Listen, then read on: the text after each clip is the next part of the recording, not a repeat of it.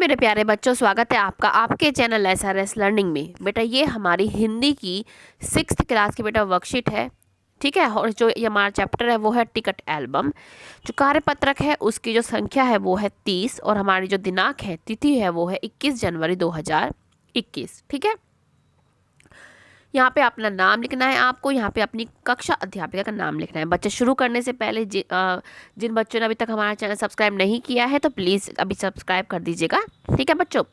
तो पढ़ते हैं कि टिकट एल्बम। पिछले कार्यपत्रक में हमने जो पढ़ा एक बार पढ़ लेते हैं कि पिछले कार्यपत्रक में हमने पढ़ा कि नागा राजन के मामा जी ने सिंगापुर से एक एल्बम भिजवाया था। किसको? नागार्जुन को।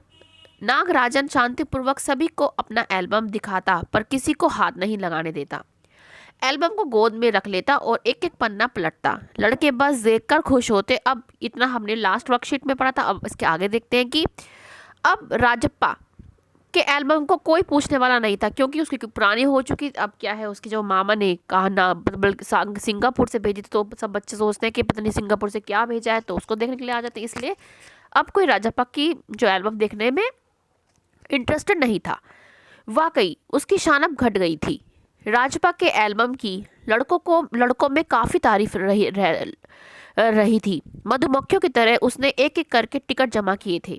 उसे तो बस यही धुन सवार थी। सुबह 8 बजे वह घर से निकल पड़ता। टिकट जमा करने वाले सारे लड़कों के चक्कर लगाता।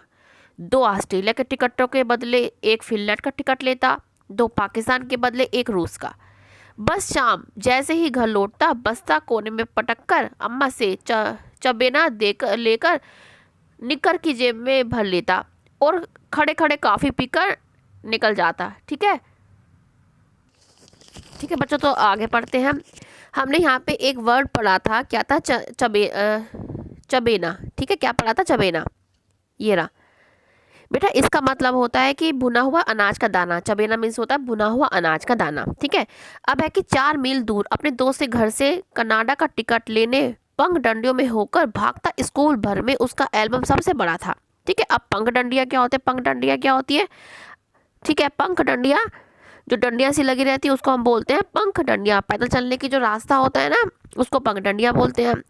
सरपंच के लड़के ने उसे एल्बम को 25 रुपये में खरीदना चाहा था। जो मतलब सरपंच का जो लड़का था वो कह रहा था कि 25 रुपये ले और मुझे अपनी एल्बम दे दे।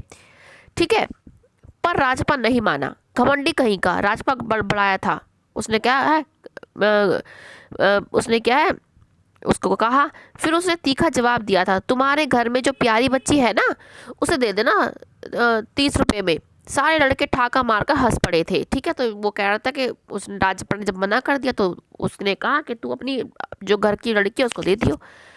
पर अब कोई उसके एल्बम की बात तक नहीं करता। मतलब ये बता रखा है कि जो उसकी पहले जो उसकी एल्बम थी राजपा की, इतनी फेमस एल्बम थी कि उसको खरीदने के लिए लोग उसको पैसे देने के लिए भी तैयार थे। लेकिन तब भी क्या है, राजपा देने को तैयार नहीं था। लेकिन अब जो थी उसकी जो वैल्यू थी, उसकी जो एल्बम की, अब जब नागराजन के एल्बम के सामने क्या है, फीकी पड़ गई थी। ठीक है, और तो और अब उसके एल्बम की तुलना नागार्जुन के एल्बम से करने लगे। सब कहते हैं राजपा की एल्बम फिसड्डी है। ठीक है, जो तो इसमें ये जो पैराग्राफ है हमें यही बता रखा है।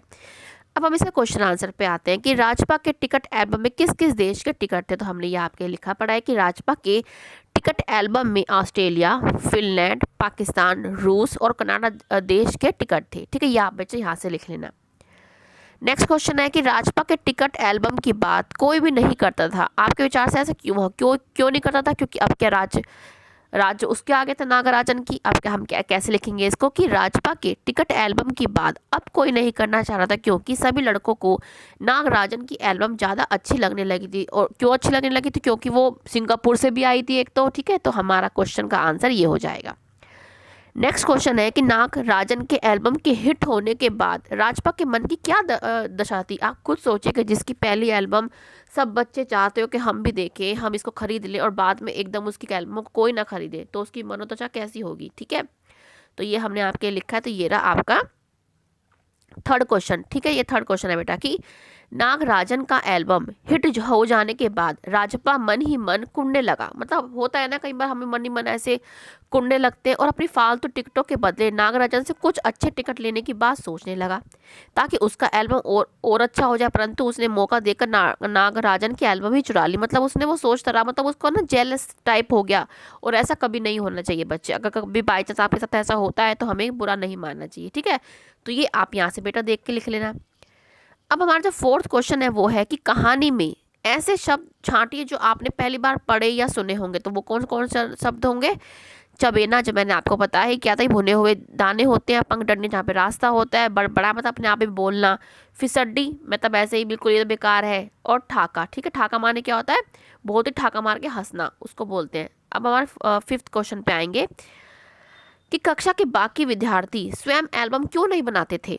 वे राजपा और नागराजन के एल्बम के दर्शक मात्र क्यों बने रहे? अपने मित्र या भाई बहन से बात करके बताइए। ऐसा होता है ना, कई लोग सिर्फ दूसरों का काम ही देखते रहते हैं, अपने आप क्यों नहीं बनाते? तो हम इसका आंसर हमने आपके लिए लिखा हुआ है, ठीक है। इसका आंसर क्या है? ये रहा, ठीक है। ये आपका फिफ्थ क्वेश्चन है कि हर छात्र की अपनी व्यक्तिगत रुचियां और शौक होते हैं। उनके शौक और कुछ रहे होंगे, शायद उनको क्या है, एल्बम बनाना पसंद नहीं होगा, लेकिन देखना पसंद होगा, इसलिए ही वो नहीं बनाते होंगे।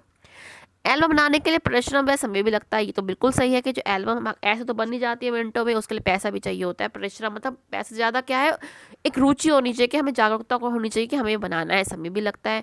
इस कारण दर्शक मात्र बनकर रह जाते होंगे। तो ये हमारा बच्चे क्वेश्चन होगा फिफ्थ, आप यहाँ से देख के लिखना। तो बच्चे ये हमारी आज की 6th क्लास की बेटा वर्कशीट है। मुझे पूरी उम्मीद है आपको अच्छी लगी। तो बेटा लाइक का बटन दबा के जरूर हमें बताइए कि आपको कैसी लगी है, ठीक है बच्चे। और बच्चे जो नए बच्चे हैं हमारे चैनल, प्लीज़ हमारा चैनल सब्सक्राइब कीजिएगा, साथ में बेल आइकन भी दबा देना बेटा। और उन बच्चों का बहुत बहुत तहे दिल से शुक्रिया, थैंक यू, जो हमारी वर्कशीट देख रहे हैं। बहुत बहुत धन्यवाद। मिलते हैं आगे की वर्कशीट के साथ। हमेशा खुश रहिए बच्चे, कोविड-19 से बच के रहिएगा, ठीक है। हमेशा खुश रहो, पढ़ते रहो, अच्छे से अपना जीवन जियो। बाय बच्चों।